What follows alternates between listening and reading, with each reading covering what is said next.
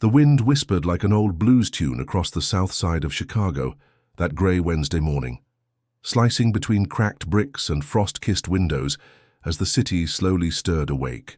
Snow dusted the sidewalks like powdered sugar while traffic murmured low in the distance, yet inside the compact, bustling warmth of Griddle and Soul, the scent of sizzling bacon, brewed coffee, and spiced maple syrup formed a nostalgic embrace that made regulars feel like they were wrapped in their grandmother's apron. Inside this diner, memories were served as generously as meals, and every corner bore the fingerprints of soulful intent and a vision seeded by a man whose identity, at least for now, was unknown to everyone present.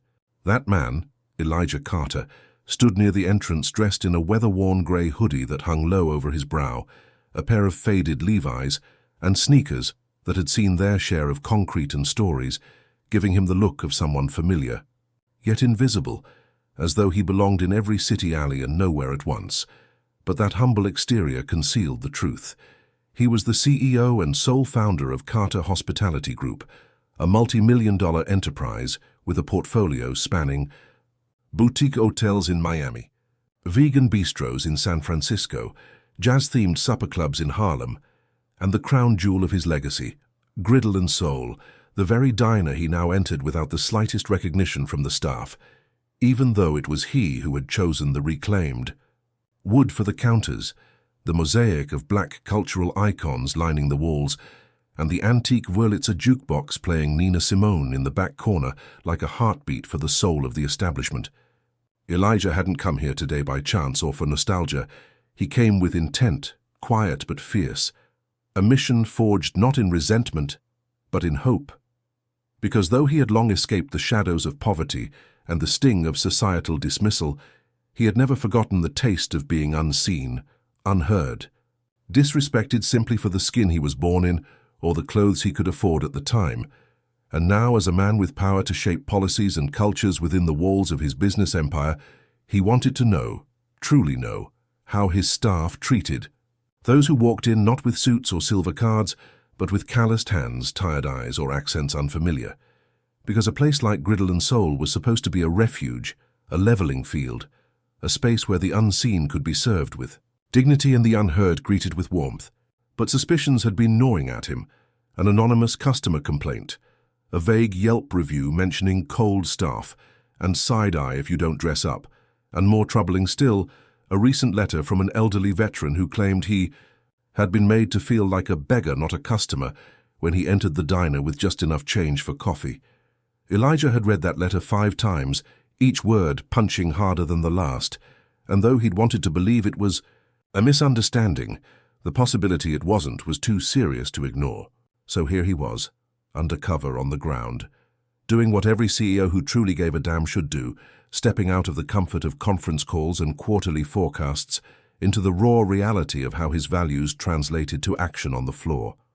He approached the counter, nodding at the young woman stationed behind the register, Latina, mid-20s, gum snapping between her teeth, name tag reading Tasha, who glanced up, gave a perfunctory smile that didn't touch her eyes, and asked, "What can I get you?"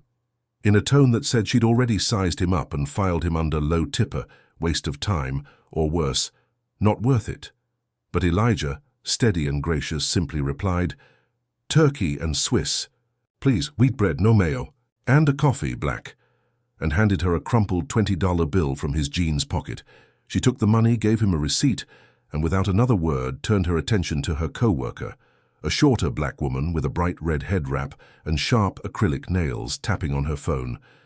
Elijah stepped aside, standing near the napkin dispensers, letting the hum of the diner envelope him, the clink of forks, the occasional laughter from a booth, the hiss of the grill behind the counter. All of it familiar, all of it part of the world he'd helped build.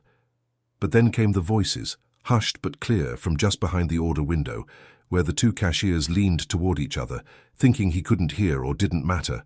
And the first voice, Tasha, snorted, "You see that guy? Probably just another broke dude trying to warm up in here. Hoodie and all." To which the second replied with a laugh, "Bet he didn't even leave a tip. They always think everything's owed to them." And something in Elijah's chest cracked, not from anger, but disappointment so heavy it felt ancestral, the kind of weariness black men have carried for generations, the ache of being misjudged not just by the powerful, but by your own people, your own employees, in a space built on dreams and legacy, and the radical belief that no one should be treated as less than. He stood motionless, fingers tightening around the edge of the counter, not because he didn't know what to do, but because he knew he needed to do it right, not as the man insulted, but as the man responsible. Because what he'd just witnessed wasn't about him personally. It was about the culture, the climate, the rot that had crept into a business meant to be healing soil, and now it demanded not fury, but reflection, strategy, change. He watched as the sandwich order was handed off indifferently by a young cook wearing AirPods. No eye contact, no warmth, just a brown bag slapped on the counter. And Elijah took it with a nod, walked out slowly into the cold Chicago air. The wind no longer sharp but numbing, because the food in his hands meant nothing anymore.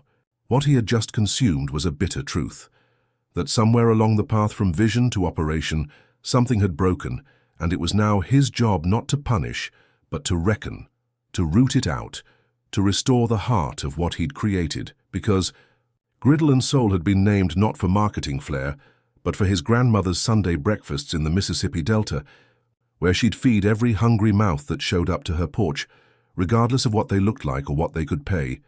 He'd built this place to honor her, to make sure her spirit lived on in every plate, every greeting, every smile, across the counter, and now it had been betrayed. So Elijah didn't speak, didn't turn back or confront or reveal who he was, not yet, because he needed more than apologies, more than fear-fueled corrections. He needed transformation, and that would take more than a single sandwich.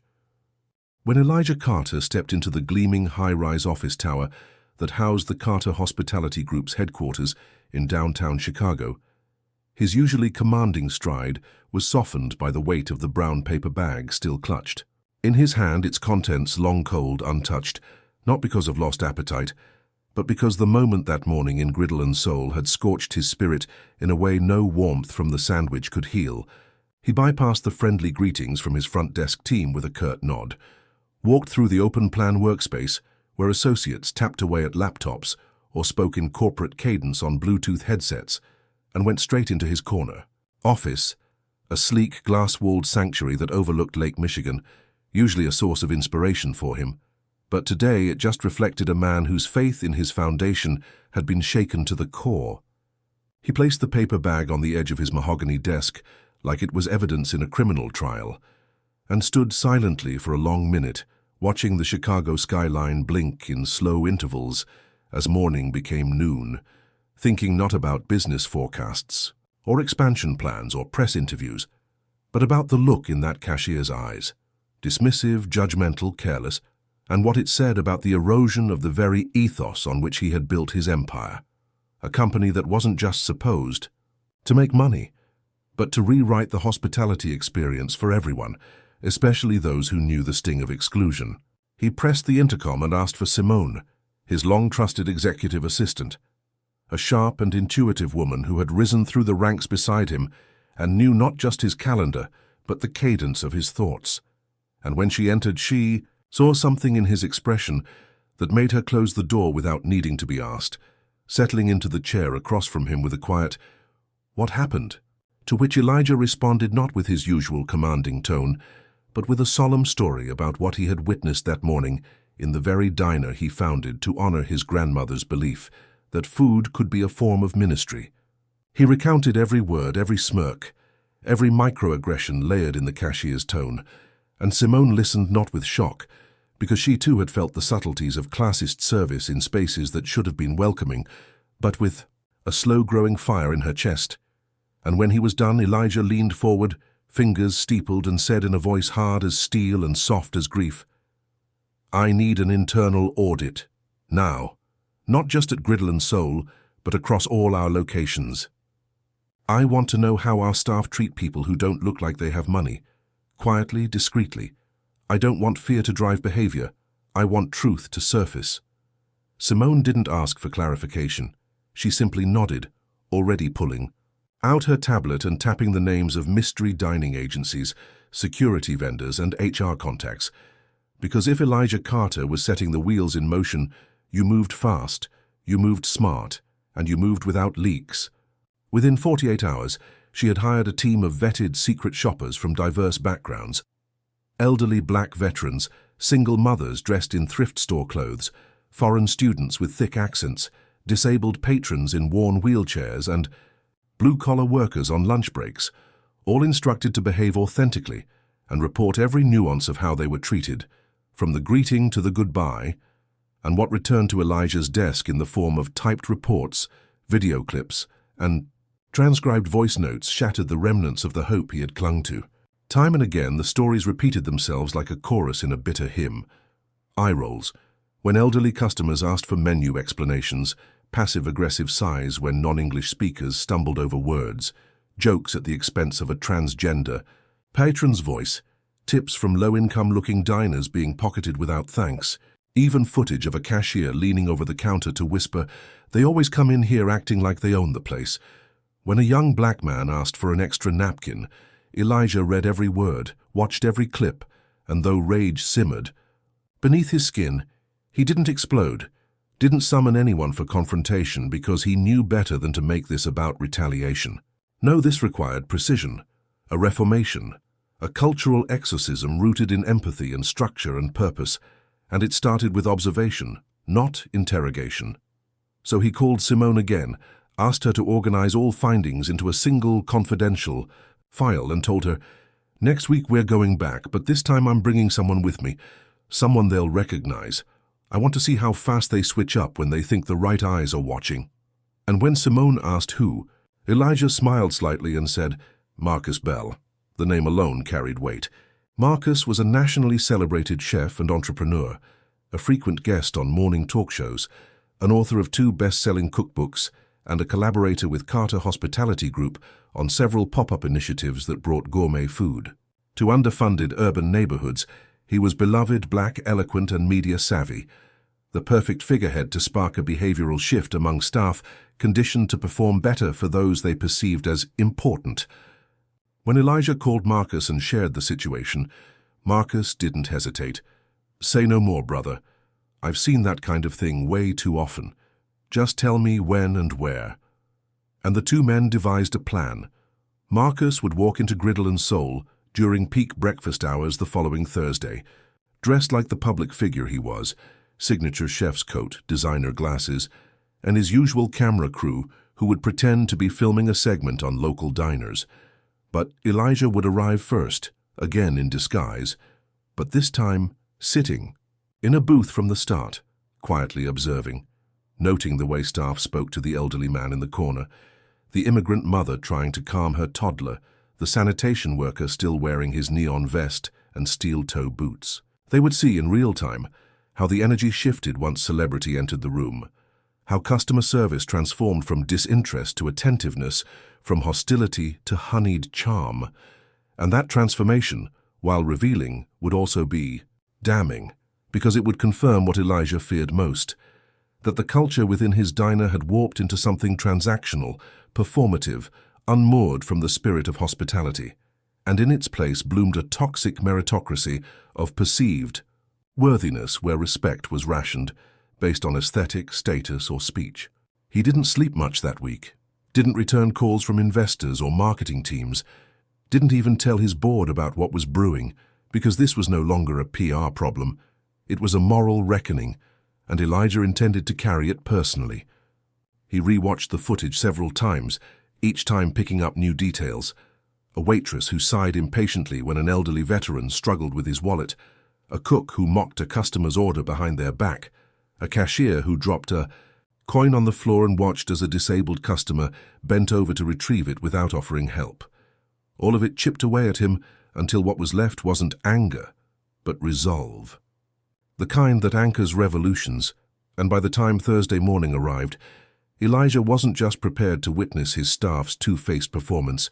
He was ready to confront the soul of his company and decide who still deserved to be part of it, because to him, Griddle and Soul wasn't just a diner. It was a living altar to the humanity in everyone. and if the keepers of that altar had grown callous, then he would either restore their spirit or remove them completely. With the sandwich bag still sitting on the edge of his desk, its contents now symbolic rather than edible, he rose from his chair, looked out at the city he loved, and whispered, "Let's see who they really are when the lights are on." Thursday morning dawned grey and cold, the kind of chill that seemed to slow the entire city's pulse, but inside Elijah Carter's chest, a slow-burning fire had taken root, its embers fed by every report, every whispered insult, every clip of indifference he had reviewed over the past week. And as he pulled on the same nondescript hoodie and jeans he had worn during his initial visit to Griddle and Soul, his reflection in the mirror looked like that of a weary man, but one with clarity now, stripped of illusions and ready to face the hypocrisy lurking beneath the stainless steel smiles of his own staff. He left his penthouse before dawn, opting to walk part of the way through streets still dusted with last night's frost, his sneakers crunching over salt crystals while the city stirred awake, unaware that today a reckoning would unfold inside. A small diner where his grandmother's spirit once felt alive in every dish served, every greeting offered. Elijah arrived 15 minutes before the cameras were scheduled to roll, stepped into Griddle and Soul quietly, the door chime as inconspicuous as his appearance, and scanned the space with eyes sharpened not by suspicion, but by readiness. He took a booth in the back corner, the same one he and his grandmother used to favor when she was alive, back when they were still dreaming of building something that felt like home to everyone, not just the polished and the privileged. He opened a menu more out of habit than hunger and began observing, noticing the slight downturn of the hostess's mouth when she seated an older black couple near the restrooms, the way a waiter rolled his eyes as a man in construction gear asked for hot sauce, the forced smile plastered onto a cashier's face, when a woman wearing a faded hijab stepped up to order with her 2 young children in tow. None of the staff recognized Elijah. Why would they?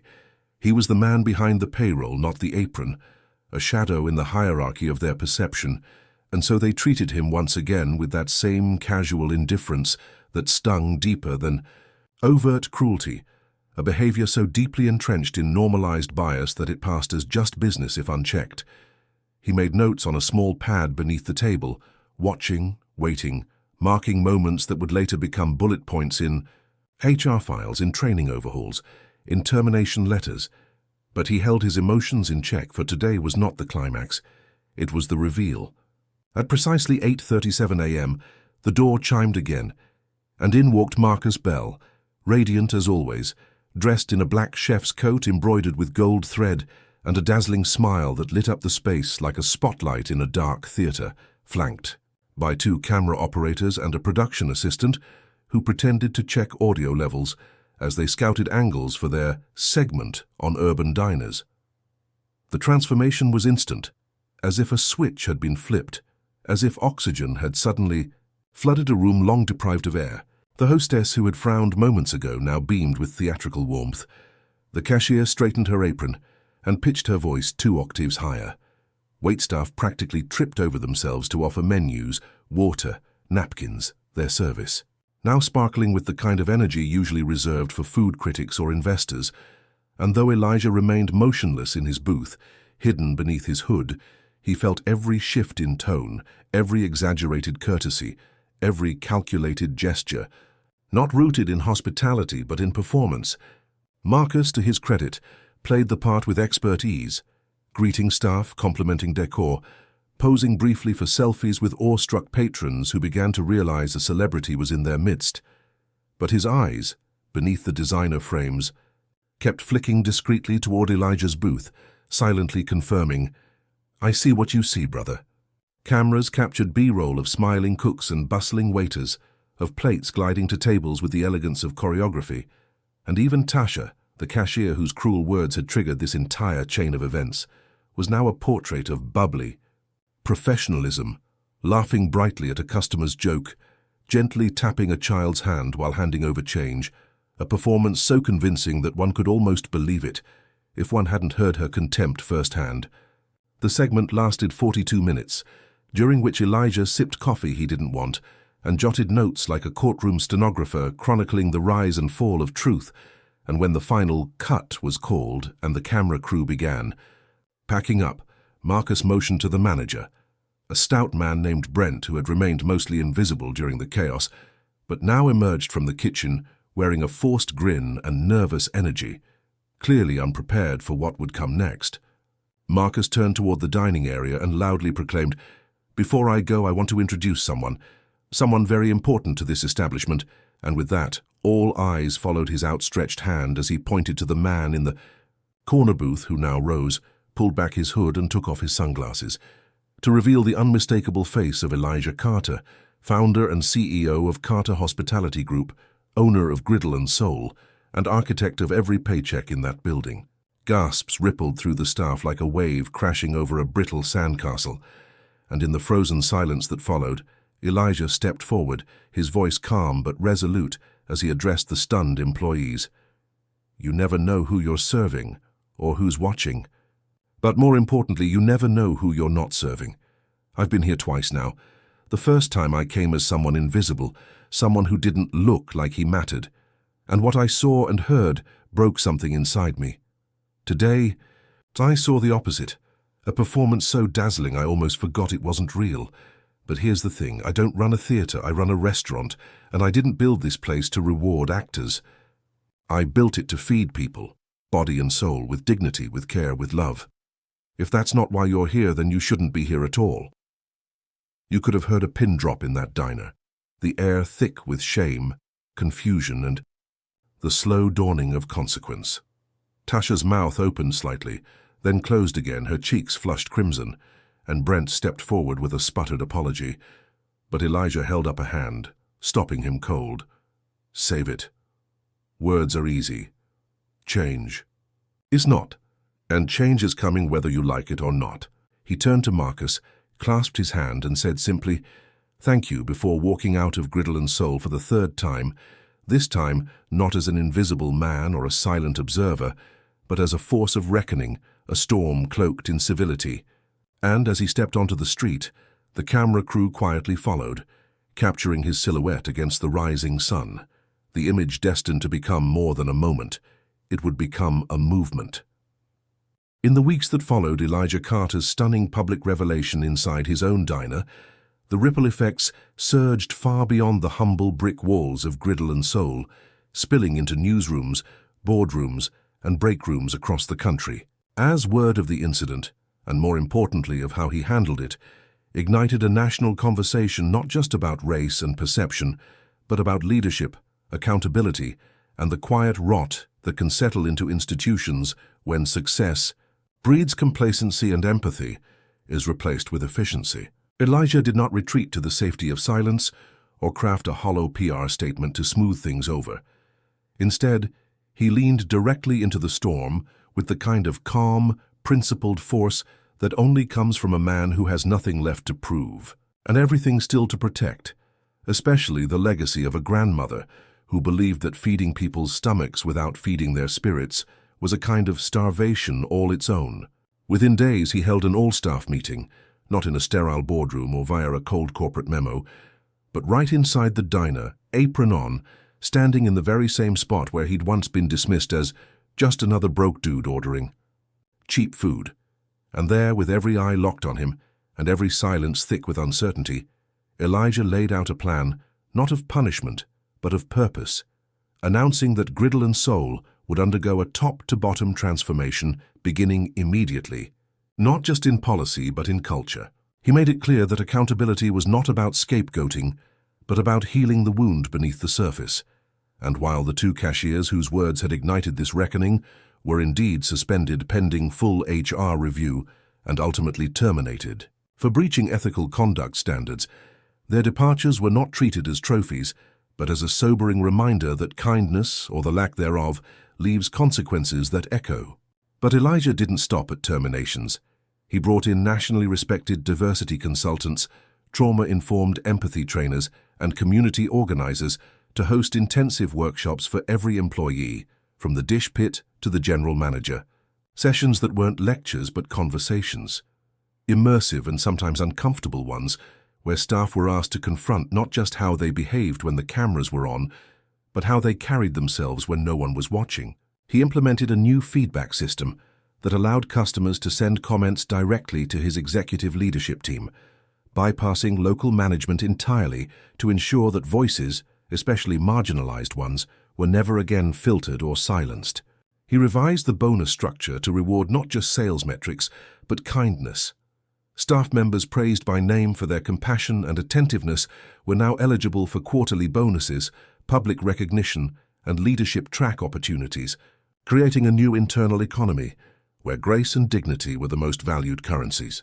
And perhaps most revolutionary of all, Elijah quietly began working 1 or 2 shifts a week, undercover in various Carter hospitality locations, not as a trap or surveillance gimmick, but as a means of staying rooted in the truth of never again, allowing his own affluence or title to disconnect him from the lived experiences of those he served and those who served for him. Sometimes he bussed tables, sometimes he wiped counters, always he listened, and though many never realized who he was, some did. And when they did, the conversations that followed were never about fear. They were about pride, about hope, about the kind of leadership that didn't just delegate change but lived it. The final stroke in this transformation came when Elijah wrote a deeply personal op-ed for a national news outlet titled, "When I Was Treated Like I Didn't Matter in My Own Restaurant," a raw and eloquent reflection on what it feels like to be invisible in a world where your name is on the deed, but your humanity is still up for debate. In the piece, he didn't name names or call for boycotts. Instead, he held up a mirror to an industry and a nation, challenging readers to reflect on their own unconscious biases and to understand that dignity is not a reward for wealth or beauty or fame, but a birthright we extend to one another as proof of our shared humanity. The article went viral not because it courted outrage, but because it radiated truth, humility, and responsibility, qualities rare in public figures and rarer still in billionaires. And soon, Elijah found himself invited to speak on panels at universities, at leadership summits where other CEOs asked not how he avoided scandal, but how he led through it with such integrity. And while the accolades piled up, magazine covers, interviews, even a feature in Forbes about the soulful CEO, Elijah never let it distract from the real mission, which remained rooted in the everyday, making Griddle and Soul, once again, a place where people of every background felt welcomed, seen, nourished, and safe. The physical diner itself underwent minor renovations, more booths added, art from local black and brown artists installed, the playlist updated with soulful classics and modern anthems curated by employees themselves, each edition reinforcing a sense of community ownership and belonging. But the real transformation was in the staff, who began to carry themselves not with fear of being caught doing wrong, but with pride in doing right. Months later, a food critic who had previously passed the diner over wrote a glowing review titled "Soul Found," describing how a recent visit had felt like walking into your grandmother's kitchen after years away and realizing she never stopped saving a seat for you. Customers left Yelp reviews detailing acts of kindness that had nothing to do with food. Servers comforting crying children, hosts remembering elderly patrons' names and seating preferences, cooks coming out from the back to thank regulars, and soon the diner was not just full again but overflowing, a place where college students sat beside construction workers, where politicians broke bread beside poets, where no one looked twice at skin color or clothing or accent because the atmosphere had shifted from mere tolerance to joyful embrace. And Elijah, he still came in quietly on occasion, often still in a hoodie, sometimes to work, sometimes to eat, and every time someone would greet him, not with fanfare, not with flattery, but with honest warmth, the kind you can't fake and don't forget. And one morning, as he finished a turkey and Swiss sandwich at the same booth where it had all begun, a new waitress, unaware of who he was, walked by, smiled, and said, "Welcome back. Hope you always feel at home here." And Elijah, with tears barely hidden behind his calm gaze, nodded and whispered, "I do." Because he knew then that Griddle and Soul was no longer just a name or a brand or even a dream. It was a reality, hard-won and fiercely protected, a space where Soul had returned not just to the food, but to the foundation,